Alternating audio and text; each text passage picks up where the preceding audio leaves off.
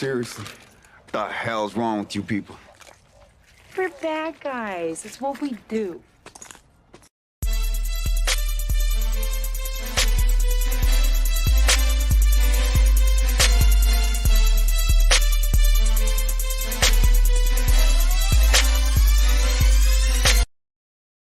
Hey, what's going on, everybody?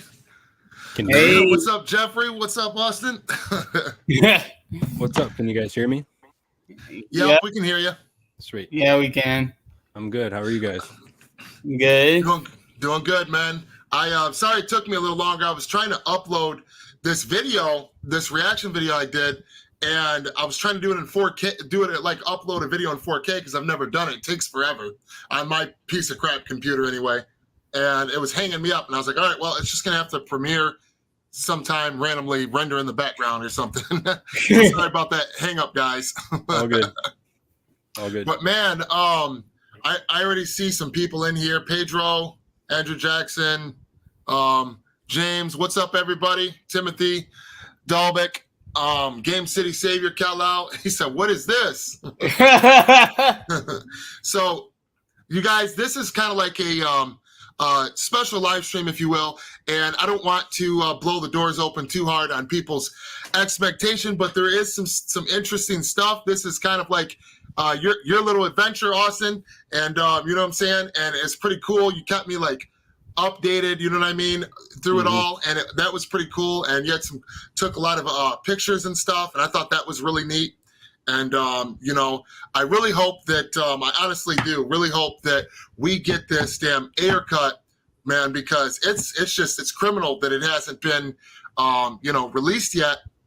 And there is rumors, whispers, and scoops and stuff, you know, that they're trying to work out a deal. But you know how that goes with Warner Brothers, you know what I mean? I feel like when Zach did SnyderCon 2, right? And he left that hint about, you know, we'll talk about what all this hidden restore messages in the promotional material means sometime after SnyderCon 2. I feel like there was something major to come from that. And I feel like the reason why, this is just my speculation, opinion on it, and being hopeful and stuff, is that I feel like the reason why we haven't heard anything, you know, solid from him is because I would imagine that if he really was, him and Ayer are talking, you know, with the studio by any means, trying to get this content licensed or what the hell ever, that I'm quite sure that there would be a lot of technicalities. And this studio, being the studio that's always been a pain in the ass, never makes the right decisions. I mean, they give people their promises, but then we see what promises are worth. You know what I mean? So I feel like Zach hasn't reported anything because these are still ongoing negotiations that could fall through or go through, you know, any day or you know, for better or worse, whatever that means. And but with that being said, I still think that it's a very big possibility and a very good and more likely. I think that we are more likely, as much as I want both, I think that we are more likely to get the Ayer cut, if anything, than the restoration of the Snyderverse. Obviously, we want it all because, you know, the Ayer cut is a part, which we've all talked about on this channel many times. The Ayer cut is a crucial part of the Snyderverse that's missing. And even if we don't get any more, it would be nice, like, just to have that movie to, you know, to add to the collection, to fill in the gap, you know, and have a nice little, okay, this movie, because that would go great with, like, you know, Man of Steel, BVS Ultimate Edition, you know, Wonder Woman 1, you know, the Ayer cut, and then Zack Snyder's Justice League. You know, that would be a nice little set. We could be like, you know, this is the Snyderverse. You know what I mean? Even though we don't have anything moving forward, we've got at least this chapter here, this stage 1 or whatever you want to call it, is complete. And right now, it's still incomplete, whether people realize it or not, because that Ayer cut is pretty crucial, and it takes place between them two movies, and it's direct continuity. You know, so, you know, me and you, Austin and Jeffrey, we talk about this all the time, DMing each other. And I thought it was really neat when you told me that you were going to meet with you know, Jim Lee and everything. And man, I was as nervous as you was, man. I didn't know what to say. I was excited for you. I was like, I don't know, man. Just be yourself. Let it roll off naturally. But anyway, yeah, man. Why don't you tell us a little bit about your meet and greet with him, man? All right. Yeah. So it was like his wife or something has friends, I think, in Traverse City here, and okay. So he had never been here before, and I guess he knew he was going to be around during like the 4th or whatever, or those 2 weeks, and he called up the closest comic book shop, which was ours, and he was like, "Oh, do you want me to stop by?" And they're like, as if we would say no. And yeah, he came in for about I guess I don't know how long he stayed. He was kind of late. He showed up late, about a half an hour late. He was supposed to be there 4 to 6, and yeah, he might have stayed later because he was late. I'm not sure though, but he did it all for free. The signatures were free, just the meet and greet was free. Everybody got like a minute or two to talk to him. It was pretty sweet. Hell yeah. And you got some merch and stuff signed by him, I would assume. I seen some of the pictures and stuff that he sent me. There was quite a lot of them. I didn't know how many of them you wanted to display, so I just picked one that I thought was neat. And I'm like, well, we'll make that the thumbnail. We got two issues signed, the BVS variant that he did and the Zack Snyder's Justice League variant that he did. They're the only two I needed to get signed. Nice. And that's I was like really I felt like I was there. You sent me so much, so many pictures and stuff, like, and talked to me all the way through it. I really felt like I was there, and I was like really geeked for you, man.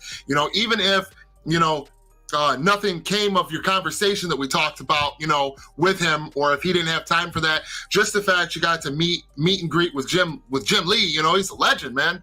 And get your stuff signed, that's pretty awesome just in itself. But we talked about it, and what do you think when you spoke with Jim Lee?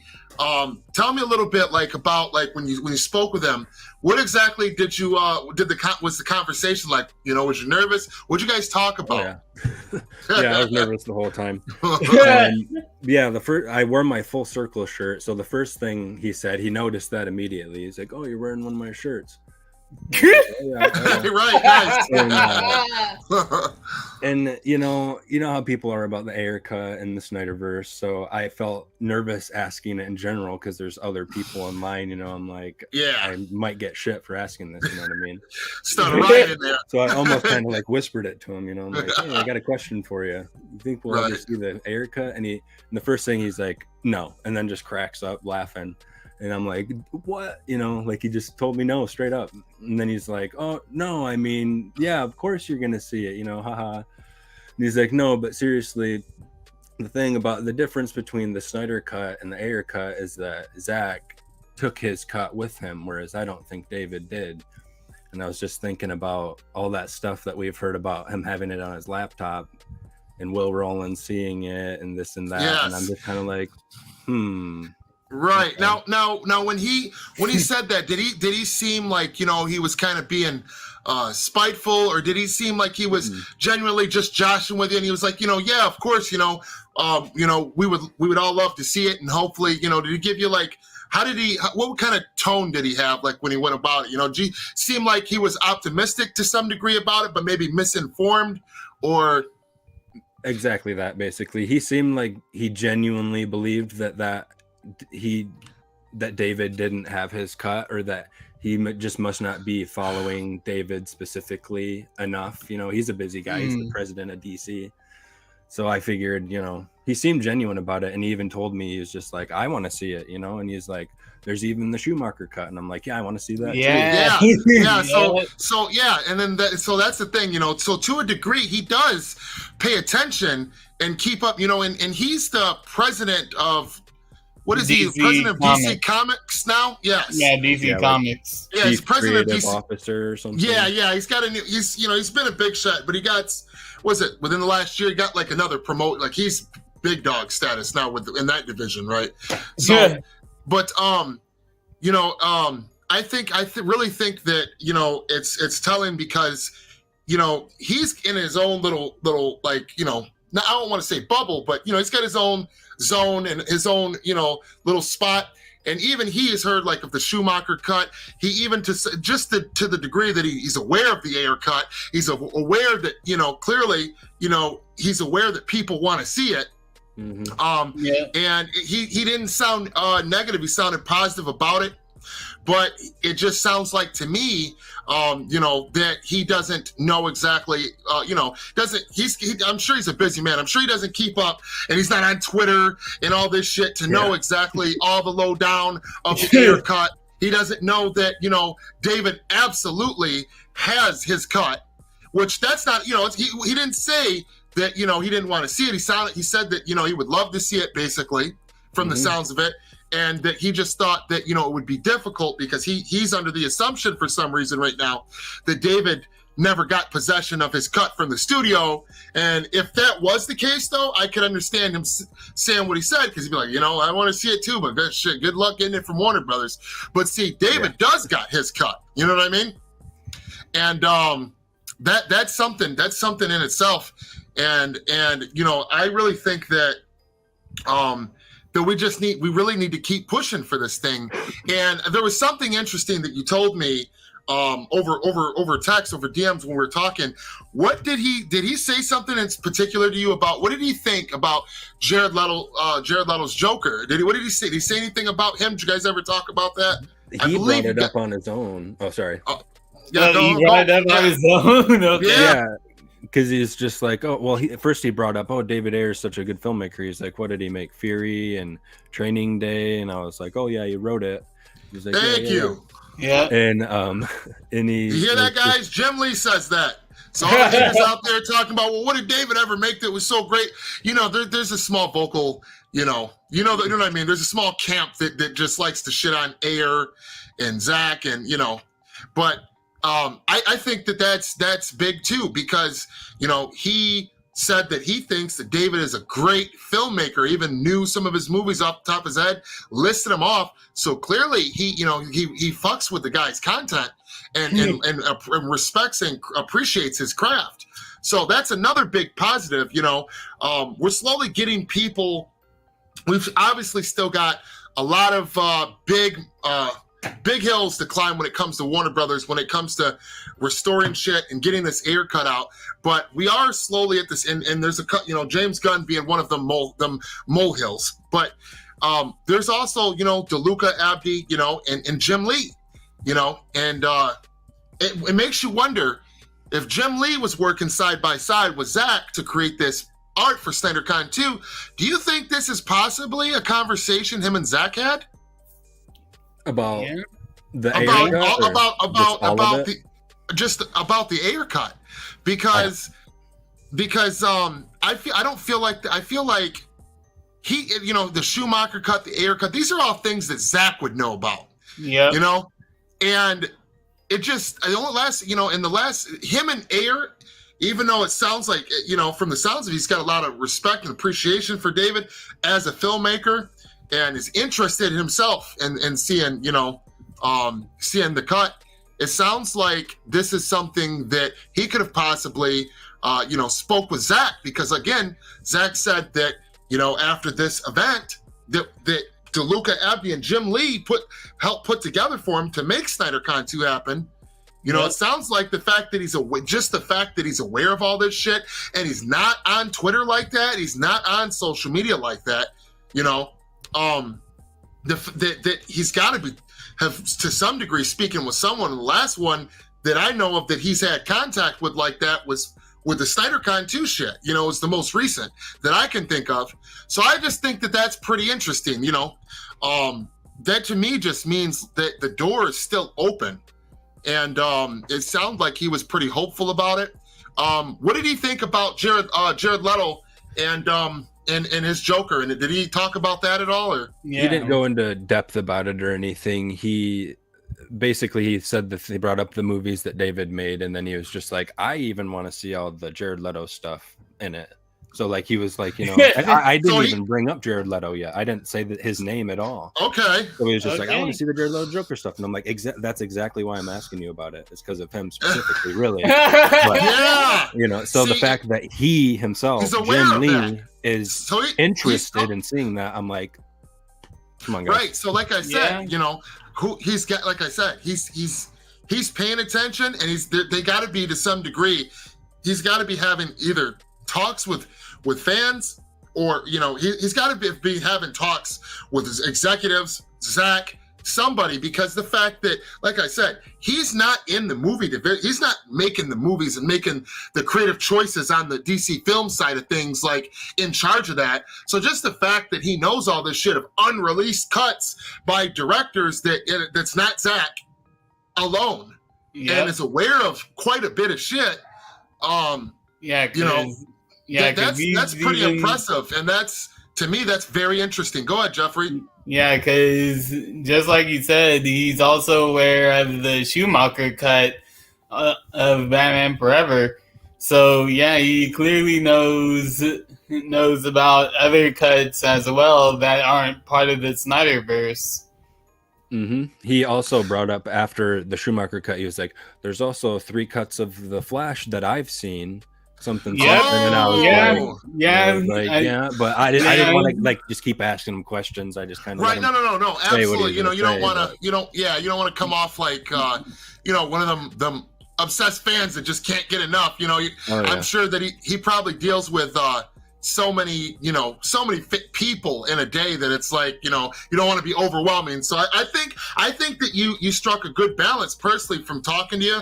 I think that you came off genuine and excited. And I think you wearing that T-shirt really helped. You know what I mean? He was like, "Yeah, man." I'm glad I did. Out of all the people in line, I didn't see any other Snyderverse like shirts or anything like that. So I was really glad that I wore that. Wow. but I remember hearing earlier about, even before Andy Muschietti said that he had a 4-hour cut of The Flash, I heard about there being other cuts of The Flash before Andy came in. So, yeah, it is confirmed that there are 3 different other cuts of The Flash.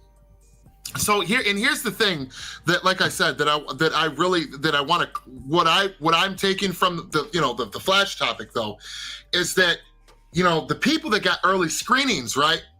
They all said that maybe they seen one different version, or they seen that version, but the special effects weren't finished. They promised they'd be finished by the time it released, and it wasn't, but the end credit scene was missing. But we, other than rumors and scoopers, we never had it confirmed that they're straight the fuck up as 3 different cuts of The Flash. And Jim Lee just confirmed that. So doesn't that make you, and again, me and Jeffrey spoke about this on this channel, right? And we'll circle back to the Ayer cut stuff, but I just want to talk about this real quick. We talked about this on this channel about there's the Muschietti cut, there's the Abdi and DeLuca cut, which is basically the Muschietti cut with no compromises, but with additional photography, making the Snyderverse more canon moving forward when Man of Steel 2 was still on the books. Yep. You know what I'm saying? Then there's this cut that we all got in theaters, which is what I'd like to call the Saffron and Gunn cut, which is dog shit. But anyway, Jim Lee just confirmed that though. So anyway, go ahead, guys. That's exactly what I was going to say. I was like, I just thought of that. He said 3, so that means Andy's the one that had Henry and whatever in the end, and then you know what else this confirms? This confirms that the fucking budget for the Flash is, it's like 10 times higher than what they were. We knew that it was way over 220 million. You see how they're trying to walk it back now? If you look online, they reported that the budget for this movie was 220 million, over a year ago, right? Now all of a sudden, the last 2 weeks, they're trying to, now that the movie's taken, they're trying to not keep lowering. Oh, the budget was actually only about 200. How is the budget going down when you guys spent a ridiculous amount of money on marketing, which I've never seen a movie in the last decade, 10 years, that was advertised this hard Like that was crazy that, they had all these paid executives or paid superstars, A-list superstars coming out. Oh, it's the best movie I've ever seen. Tom Cruise, a whole list of people, right? Yeah, Tom Cruise and Stephen King being the most notable ones. Yeah, and there's actually a list, and there's about 9 or 10 people me and Jeffrey found out and dug deep one day on a stream on here. But so you know that the marketing was insane. But my thing is that clearly that's marketing, right? Now, when you reshoot a movie and make multiple cuts, that is hundreds of millions of dollars. When you make, it's one thing, when they do these, like say the director starts out with theirs, when you make the next cut, you're investing at least another $100 million for additional photography, or if that's what you're doing, or if you're just straight up reshooting it because you want to retool the movie, which is more of a corporate studio move. Either or, which option you pick, you're talking $100 million easy. I mean, yep. So the fact there's 3 cuts, you're talking, dude, that movie needed to make $1 billion, bro. I don't care. So that confirms that these trades are all lying. They're all wrong. Warner Brothers is lying about reporting how much money they spent on this, and it's also confirming straight up, and nobody else anywhere else is talking about this, or other than you, Austin, can confirm this. You're the only one that can confirm this for the first time ever, that there is straight up, for sure, confirmed 3 cuts of The Flash. That's pretty dope. Yeah, honestly. He said 3. And he's seen 3. So I think that means he's seen them all. Yeah, he's trembling. I'm sure he did. Yeah, and the thing is too about like talking about the whole marketing thing. Like you didn't even mention the Super Bowl ad that came out as well. Which I'm not gonna go too deep into it, but pretty much how the Super Bowl works is that it's like $1 million, like at least $1 million a second for a ad, right? So that's like 30 seconds, and that's 30 million and that's 30 million already spent for just the ad of the trailer for The Flash. That's insane. Yeah, that is insane. Yeah.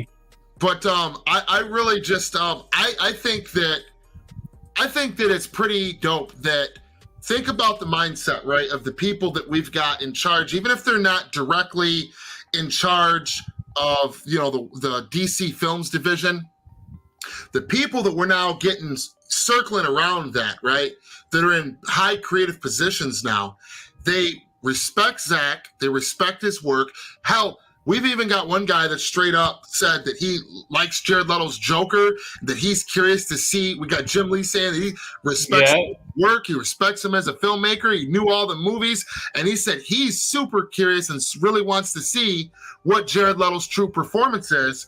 So we've got people that are inside this Warner Brothers, massive Warner Brothers company, that DC, that are aware, and they're also fans, and they want to see this. And it sounds like he was more optimistic than anything about it. It's just that I think that he didn't, it's probably, he probably just doesn't know that Ayer's got, unless he's on Twitter all damn day long, like James Gunn, who needs to take a break from jam Twitter, if you ask me, then how would he know all this? You know what I mean? Yeah. Yep. But even with him being mistaken on that, it sounds like he was pretty informed on just about everything else, though. Yep. So I don't know. I mean, just the fact that he didn't tell you, hey, I can't talk about that. You know what I mean? Yeah. Or straight up, or just flat out said, next question. The fact that he was, hopeful and he was willing to speak about it. It sounds like, maybe he probably knew even more than that, but he probably wasn't willing to say more than that. But just what he did say to you, I feel like was a lot coming from him just telling somebody like me, you, or Jeffrey. That's, he must have, I'm telling you, that shirt, man, coming there and just being yourself, man. You know what I'm saying? Yeah. It did wonders for you. I'm telling you, I'm happy for you, man. I wish I could have been there, man. I'm too damn poor. I'm too damn poor. Yeah. You live in Michigan, though, don't you? Yeah, Flint, Michigan. Yep. I think that's maybe like 4 hours away. I might be wrong on that, but Mm. that would have been cool. It was free, Yeah. so you would have just had to do the drive. That's all. Right on. Now, next time, and hopefully there'll be. Yeah, I wasn't aware until after it was even going down that, you know what I'm saying, when I talked to you and I was like, I looked at it and I was like, you know what, that wouldn't be too far. But I'm like, damn, I don't even got I don't know. I didn't know if, if I was gonna be able to have the money for gas or be able to make it. I'm like, it's probably the day before. I don't know if I'll be able to come to make preparations for that. If it was in Flint, I would have probably been in the same position. So, because for me, I don't know where it was, but I live in Texas, so yeah. Oh yeah, Michigan. So that's pretty far. No, but I just want to tell everybody in the chat, like, keep fighting for that Ayer cut. Yes, please. These executives, man, they are aware of this. They're aware that people want it. They're aware that it exists. They also, the ones that are Abdi, DeLuca, Jim Lee, they also respect Zach and David and Leto. And they want to see, genuinely are fans of, not only do they respect them, they genuinely are fans of their art and want to see it themselves. So, I really feel like Jim Lee knew more than what he said. Probably. I don't know. I don't know if there's legalities to it. I seen a comment in the comment section. I think it was from Koj. What up, Koj? Where is it at? He said something about Jim Lee. I seen it just a minute ago. Hold on, I'm looking for it. I have a question for you guys real quick about the Flash budget thing. Yeah. All they went through a bunch of different directors before finally it happened. Yeah. All the money that they got paid to do writing and this and that. Do you guys think that ropes into the overall budget of the movie? Oh yeah, totally. I absolutely do. Yeah, I absolutely do, yeah. because the investors, for that project, I mean, they're still spending their money. Whether they decide to have this guy make the movie or this guy, if they bring this person on, like they did with, for great example, J.J. Abrams, and you pay him a butt ton of money, right, up front, you want him to do this, and then all of a sudden, a year later, the regime changes, or, oh, this movie didn't work, so we're panicking. Now we don't want to do that. Well, you've already paid this guy hundreds of millions of dollars, and it didn't come from your broke-ass company. This came from your investors. So I think all of that factors in my opinion. That's what I believe. Yeah, because and really there's also the whole thing about the reshoots thing.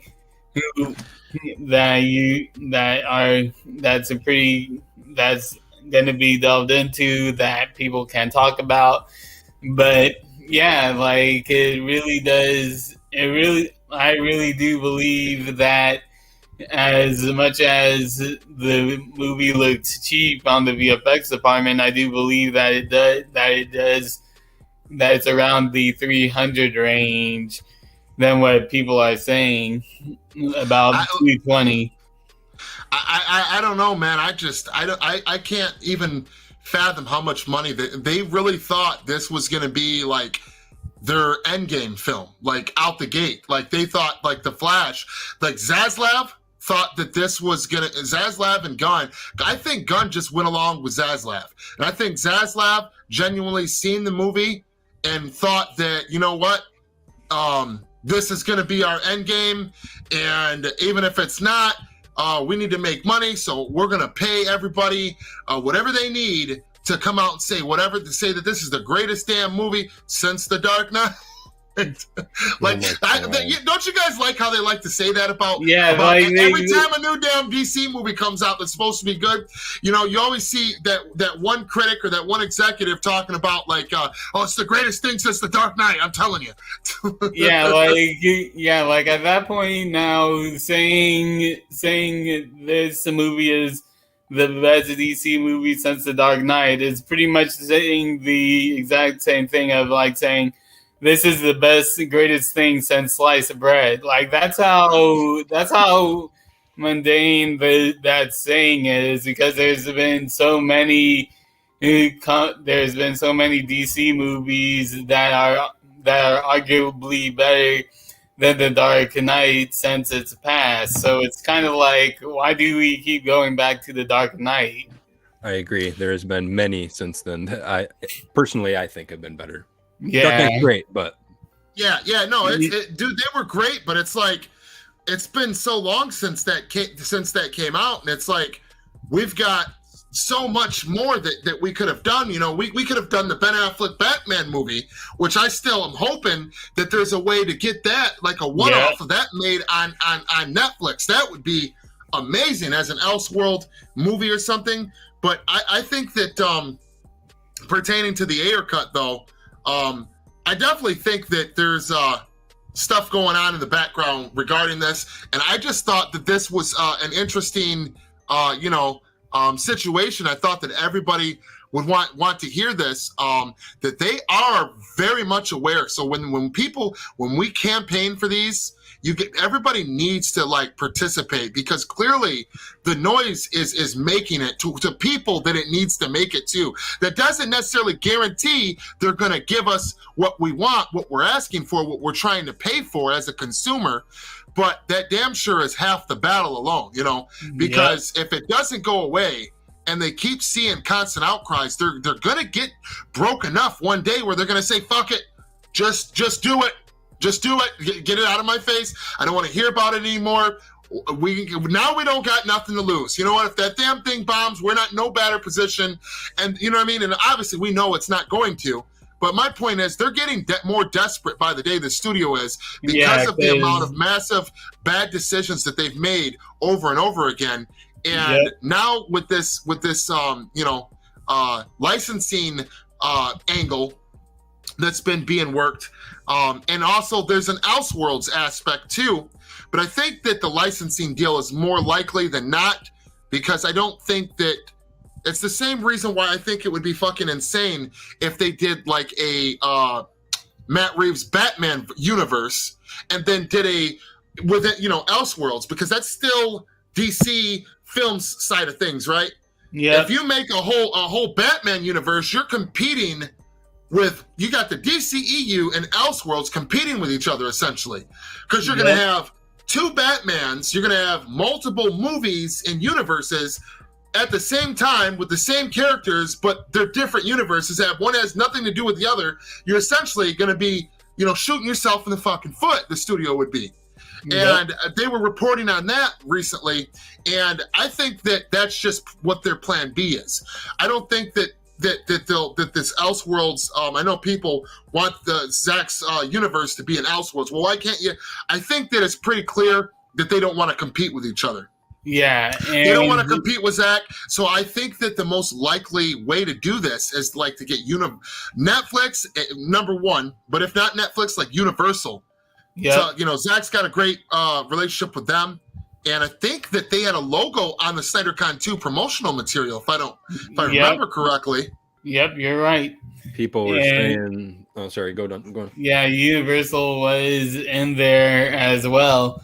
So, and yeah, like right now, Netflix is number one, because really Netflix is known for taking in like scrapped properties like Cobra Kai, for instance, which a lot of people don't remember unless you kind of been like a Cobra Kai OG,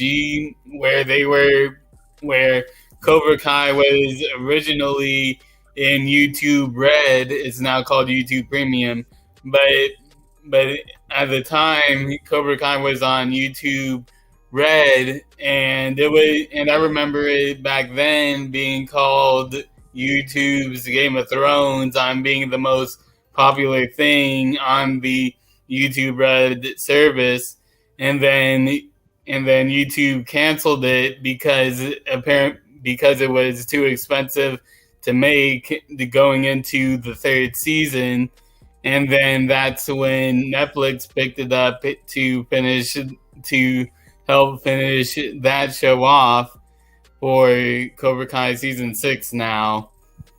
So Netflix is known for picking up scrapped ideas and scrapped and unfinished ideas and then finishing them off. So, yeah. The stars are all aligned for that to happen with Zach being there. So, Yeah. And I just wanted to pull this up because I thought this was, like I said, I believe I made this one the thumbnail, but I really like this one. But this was you meeting with Jim Lee. And yeah, he looking. I like the way that he's looking at your shirt, man. And he's like, man, I outdid myself with this son of a bitch. Yeah. the admiration on his eyes, looking at that. He's like, man, I fucking killed that. Yeah, I think he said he has 2 or 3 of them. Yeah, Jim really did kill that. Kill this design. And you know that he's obviously a fan of the more mature adult take that Snyder did with them characters and the story that he was telling, or he wouldn't have volunteered to do it and been so chummy. And clearly he had, you can see here that he has a general admiration for them characters and the art that he did for them characters. Yeah, and you can see it on his face right there. Look, looking right at your shirt. Yeah. His style fits Zach's take so well too. His art style. Yeah. I just thought that was I thought that was pretty neat. I wanted to pull that up and show that to everybody. But let's look and see what comments we got in the comment section. Oh, South Cali guy, what's going on? He said, eagerly waiting this. Getting a similar feeling to just like before the Snyder Cut was announced. And Pedro, he said, we need to get a way to get David Ayer on your channel, make some noise. Hold on, make noise now. Way too much bullshit going on. Snyderverse not dead. I obviously would love to get David Ayer on here. I think that's a little bit too ambiguous. As much as I'd like that, I don't really think that I'm even a blip on his radar. Obviously, probably not. But yeah, of course, that would be amazing to get David Ayer on here to talk about whatever he's willing to talk about or willing to divulge about his cut and about how he feels about it.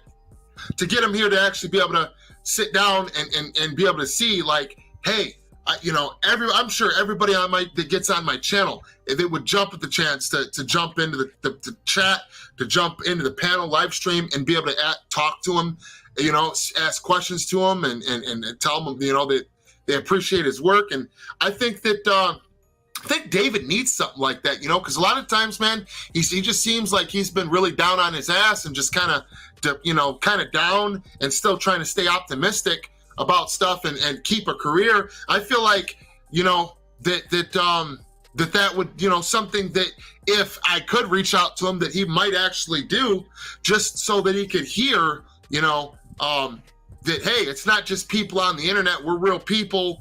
We really admire this interpretation you gave us of the Joker, of Harley, of your Deadshot with Will Smith, your universe that you were working and making hand in hand with Zach, and see that, the good outweighs the bad, of the naysayers, so to speak. And obviously, that would be a dream come true to get David Ayer on here. Of course, man. You know how to make it happen, brother. Make it happen. That'd be insane. That would be insane, man.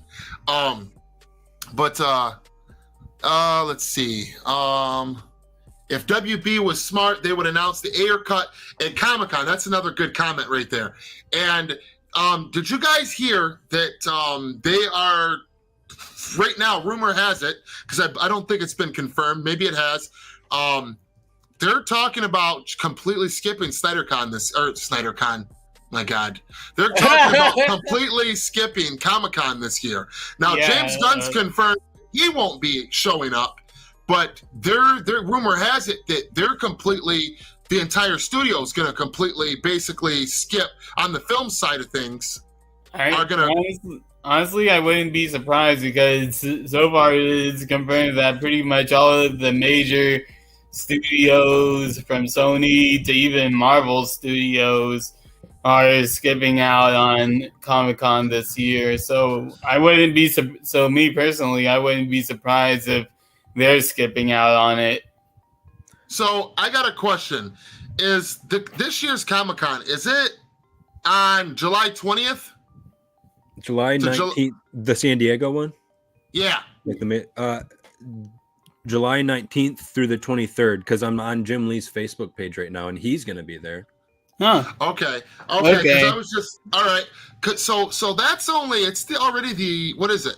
It's the 11th? Or wait. Hold on. Yeah, it's the 11th. Okay. Yep. So what is that? Like what, That's 10 like days? 9 days from now? A little over a week. 8 days. 8 days from now. Yeah, 8 days from now. You know, it just, I mean, you know, Jim Lee being there, like I said, again, he's not on the film side of things, really. But we've got Aquaman 2 that still needs to come out. And, you know, and Aquaman 2 is still going through reshoots. Like, there's another set of reshoots. Yeah, the person who plays as Orm, the person who plays as Orm, Patrick Wilson, I want to say. Yep. Yeah, Patrick Wilson confirmed like 2 days ago that they're still going through another set of reshoots. Wow. At this point, cut your losses.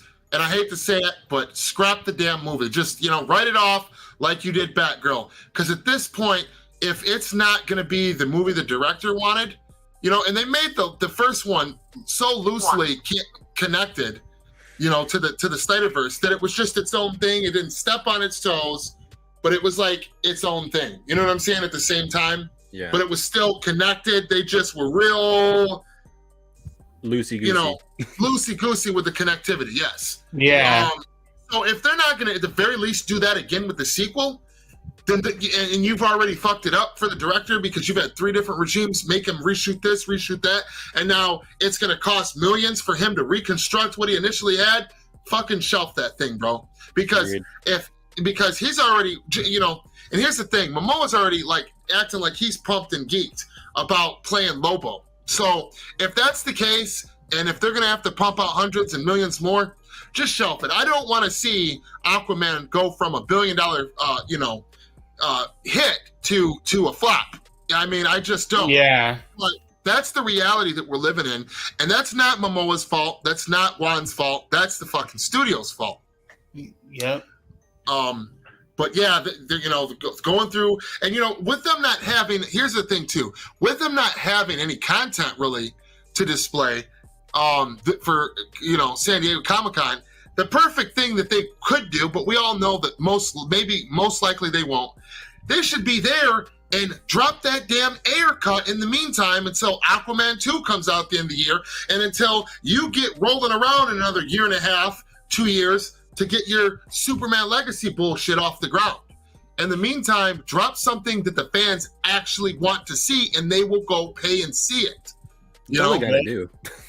It's not that hard. It's not rocket science. And I'm really convinced that this studio is letting AI make their decisions for them at this point. I really do know this. Apparently there was an article that came out there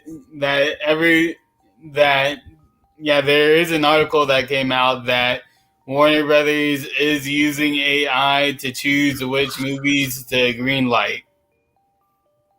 Yeah, if that's going on, they're screwed, man. They're gonna stay screwed too. I completely believe it. Igor, release the Ayer cut. So should you What's guys up? think Go we ahead. should be asking both Warner's pages and social media and Netflix for the Ayer cut as well? I think that only with the Ayer cut that possibly we should. And guys, we're still here, Jeffrey. Okay, because you put this for a second on my end. But yeah, I think that with the Ayer cut specifically, that's kind of in its own territory because the fact that David has been consistently and constantly wanting to be a team player with Warner Brothers and James Gunn. And again, in my opinion, it's done him absolutely no favors. In fact, it's hurt his chances of getting the movie released. But because of that, who knows? He's still working with them, doing other projects. The Beekeeper, I don't know what the project of the progress of that film is right now, but he's in the middle of, he's still, I believe, still working on that. There might be something there to ask them because of that, because he's, because of the fact that he gave, Gunn his blessing, and he spoke with Gunn about it, and supposedly Gunn said that, he thought there was a real good chance that they could get it released, and all this bullshit. I don't know. Maybe it'd be worth it. Maybe it'd be worth it. I personally just am done asking the studio, because I know that they know what the fans want. They've always known. They all know. The studio execs, they all know clearly. And the people that are in charge, though, that greenlight this shit, they don't care.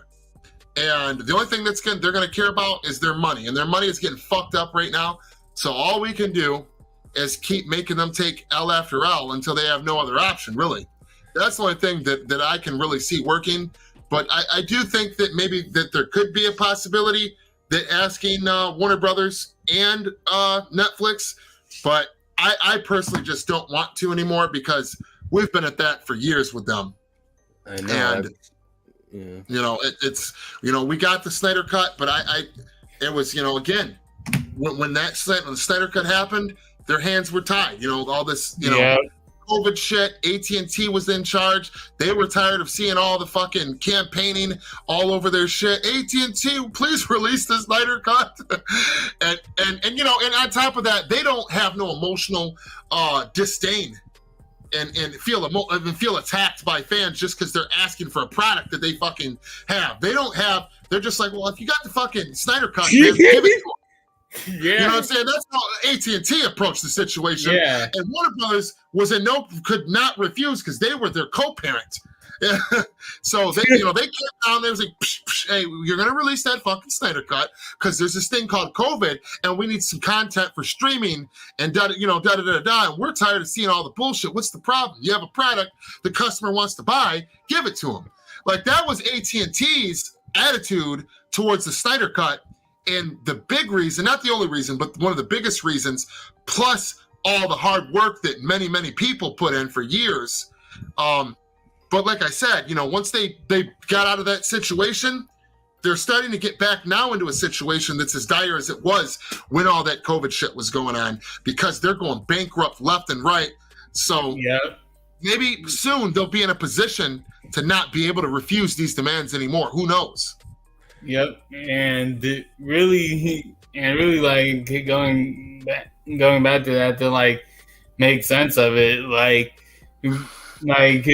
really, I think really this is just going to be me talking about Superman Legacy for a second, and really the plot of what James Gunn was saying about it really had me worried about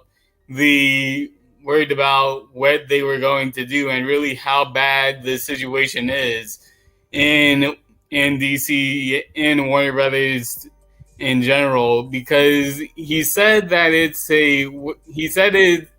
I forgot how he said it, but he said something along the lines of a workplace origin story, which to me kind of sounds like a Superman at the office type of scenario. Which kind of makes it like which to me says that it's going to be a very cheaply made movie, if that makes any sense. So with James Gunn really saying that it's going to be a workplace origin, that really does have me worried about Warner Brothers' money issues that people aren't really paying attention to. So I got another question for you, Austin. So when he said, I just want to clarify a little bit about Jim Lee's response. So when he said no, and then he was like, what did he say after that? He said, did he say of course? Yeah, he was just like, no, and then like laughed really hard, and the other people laughed or whatever, and then when he saw my face, kind of like what? You really just said no, And he was just like, he was like, oh no, I mean, of course you are, yeah, of course. And then he got like kind of genuine and said the things he said. So yeah, now looking back, him just being like, no, straight up, and then laughing about it is kind of like a little suspect too. Right. Thinking about Exactly. Bottom line is he knows something. Yeah, he does know something. But, and think about this: if he does know something, he ain't gonna come out and tell you everything. No. He's not.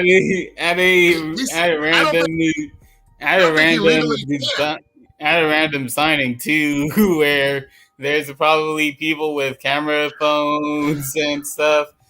So yeah, like he would definitely hide it.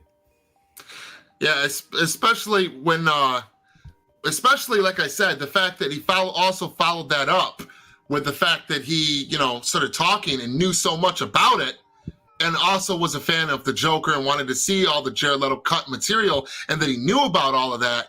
I don't think that he was, joking in a dickish way. I think he was just genuinely, like, no, I'm just kidding. Yeah, man, there's something in store, but chill.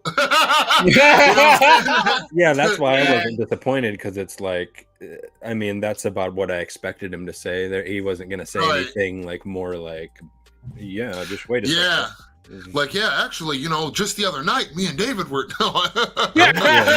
He's not gonna, and if he, whatever he does know or not know, he's not gonna go. I'm just saying that, the hints are out there, people. The clues are out there for you to pick it apart, kind of pick apart this conversation, if you will. Like I am trying to get inside Jim Lee's brain a little bit to try to see, what's what, and I just thought that this would be real neat conversation to have on the channel, to have live, to share with everybody.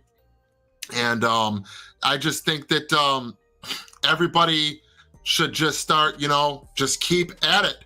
Whatever it is that you're doing. Yes. There is a campaign coming up soon, actually, on social media, I believe on Twitter, for the Ayer cut. The August one?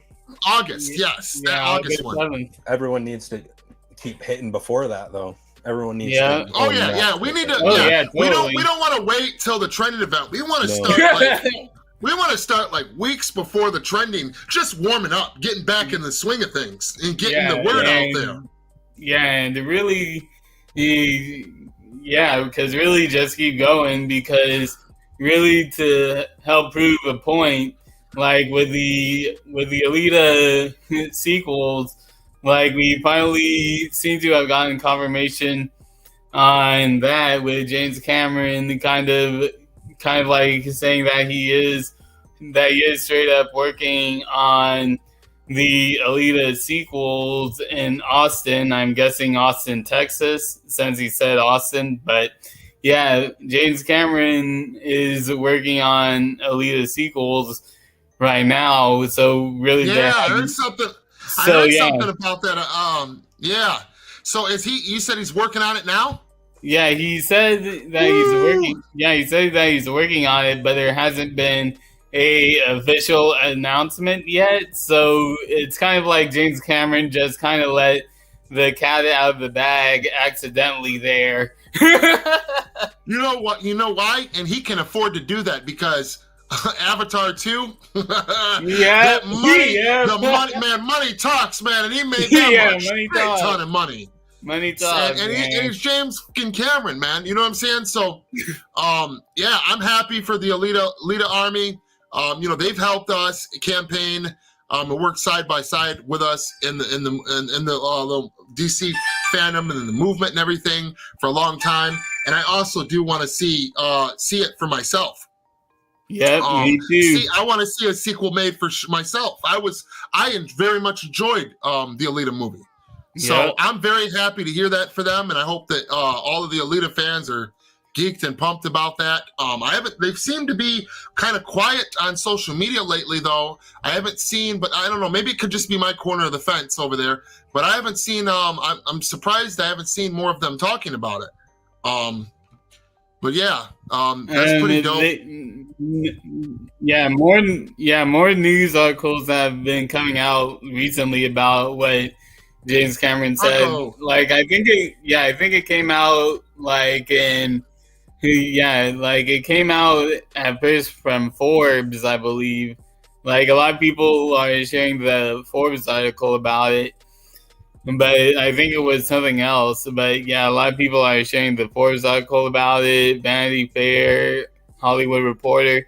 Yeah, so yeah, that news is spreading like wildfire now. Yeah, it's just been, all these companies have been doing tough. You see What's the up, news boss? about what the comment about the couple castings that they just announced for Superman Legacy? Oh, No, yeah. I haven't. I have not. They cast Nathan Fillion as Guy Gardner, and then the guy who is who adapts in X-Men First Class, he's going to be Mr. Terrific, and then Hawk Girl. All more characters added. I'm sure nobody's going to bitch about that, right? No, yeah, that's what I'm saying. That's what pisses me off because, dude, we got the second EU film with BVS. People were bitching and crying like, oh, they all need to have a solo movie. They crammed too many characters into one movie, and it's like, not really. It was just like the Trinity. The Trinity, yeah. Yeah, and the funny thing, the Justice League cameos, aside from Wonder Woman, the Justice League cameos were just really quick. Like, they weren't really very prominent. Yeah, but nobody's going to talk about that. I just think that it's, it just to me looks like he's trying to jump out the gate and running and try to start a cinematic universe. And he's doing the same thing that the predecessors of this company have been doing. That's why I know that James Gunn isn't truly in charge. He's basically gonna be their fall boy. But they know that the general audience is familiar and likes James Gunn, over on Marvel. So they just feel like that if it's Gunn, that he can do no wrong. So they can make him do their dirty work. Because the guy that they had for Superman, that dude, Walter Amada scouted that guy in 2019, and Hamada and fucking Levi and Gunn and Hamada are all tight. Levi came out and said that right before his movie came out, how tight him and Hamada was, and that people need to chill and all this and that. Then he came out, oh shit, I done pissed everybody off. Please go see my movie. It's bombing. I want to be in the new DCU. Nope, fuck you, guy. You sunk that ship. Good job. You get what you fucking deserve. That's what Joaquin Phoenix said.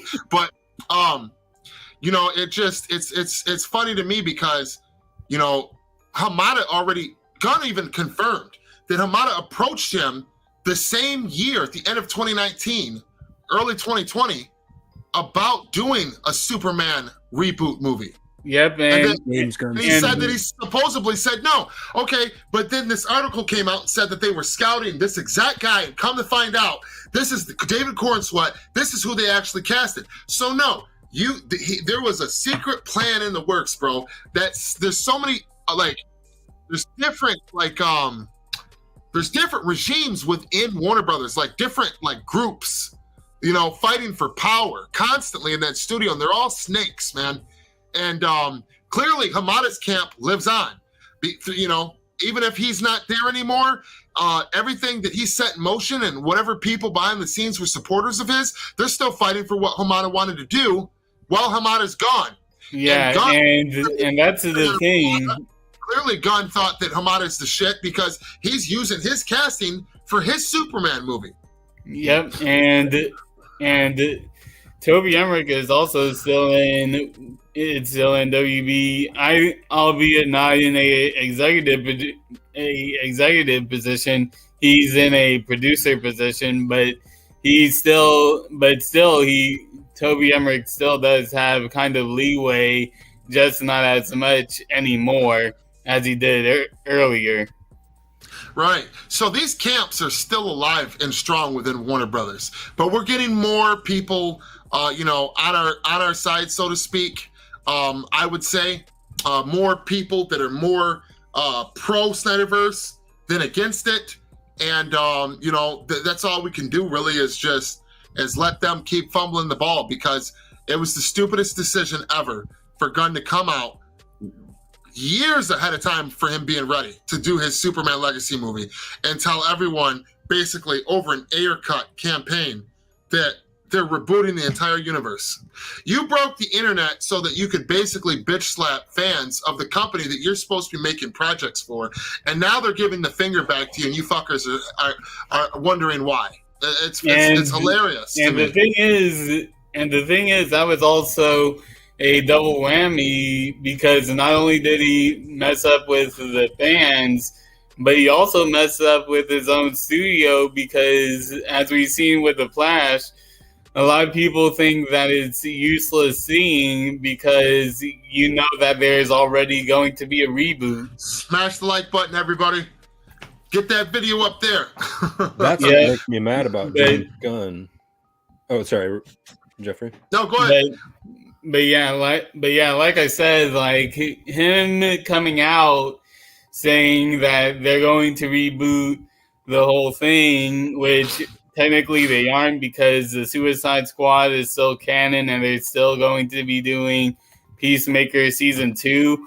But the thing is, but all that aside, he still said before The Flash and all of these other movies coming out in the beginning of the year, that it's going to be a full reboot.